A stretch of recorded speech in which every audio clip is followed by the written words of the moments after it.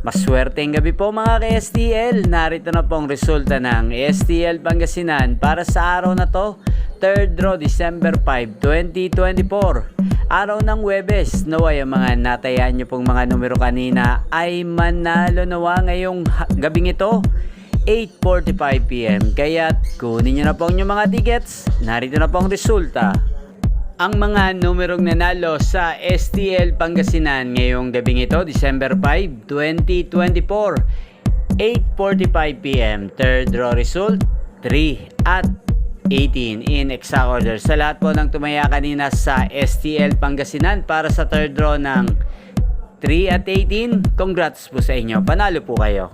At ngayong gabing ito, shoutout po natin sa STL Pangasinan si Ate Arian at Ate Josephine.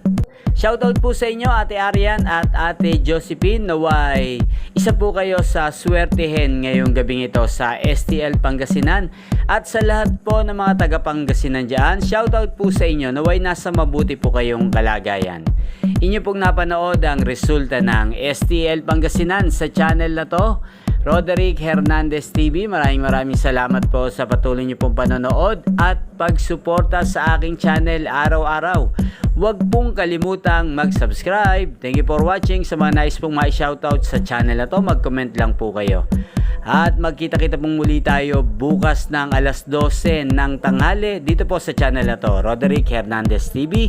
Thank you for watching.